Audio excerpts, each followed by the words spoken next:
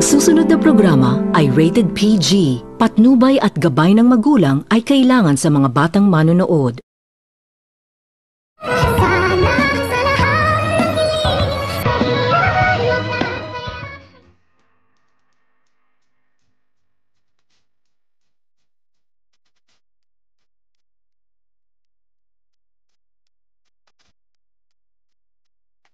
Hindi ito nagpatumpik-tumpik pa itong si Dr. Tanyag at agad na nitong sinabi ni Dr. Tanyag sa kanyang kapatid at sinabihan nito ni Dr. Tanyag ang kanyang ate na kailangan umano itong makinig sa kanya at huwag umano itong magtiwala kay Eric dahil napag-alaman umano nito ni Dr. Tanyag na mayroon umanong pakay itong si Eric sa Apex Medical Hospital at gagamitin umano nito ni Eric ang kanilang anak kung kaya naman din itong nakapag-isip-isip itong si Giselle kung sino umano ang nagsasabi sa kanilang dalawa at dito agad naman din itong tinibang-timbang ni Giselle ang mga sinasabi ni Dr. Tanyag kung kaya't agad naman din itong pinagsabihan ni Giselle ang kanyang kapatid na huwag umano itong mag-alala dahil kailangan umano nitong gumawa ng paraan ni Giselle o malaman umano nito ni Giselle ang katotohanan kung totoo ba umano ang mga sinasabi ng kanyang kapatid at dito agad naman din itong sinagot ni Dr. Tanyag ang kanyang ate kung hindi ba umano ito naniniwala sa kanya kung kailan umano siya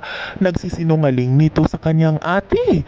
At dito agad naman din itong sinabihan ni Giselle ang kanyang kapatid na wag umano itong mag-alala dahil alam naman umano nito ni Giselle na hindi umano sinungaling ang kanyang kapatid ngunit kailangan lang umano nitong bigyan ng time ni Dr. Tanyag ang kanyang ate upang matimbang-timbang umano nito kung sino sa kanilang dalawa ang paniniwalaan dahil na-brainwash na rin nito ni Eric itong si Giselle kung kaya't nagdadalawang isip itong si Giselle kung maniniwala ba umano ito Dr. Tanyag.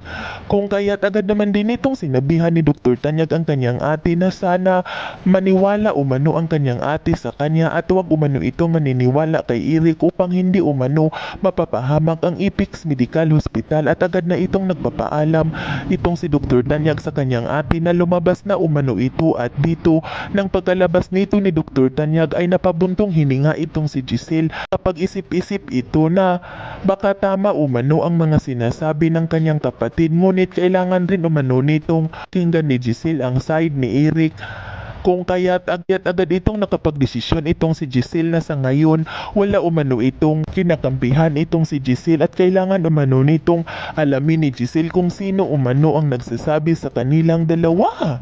Yan ay ating aabangan sa susunod pa na pangyayari sa kaganapang ito ng abot kamay na pangarap. Huwag mong kalimutang isubscribe at i-hit ang notification bell ng aking channel.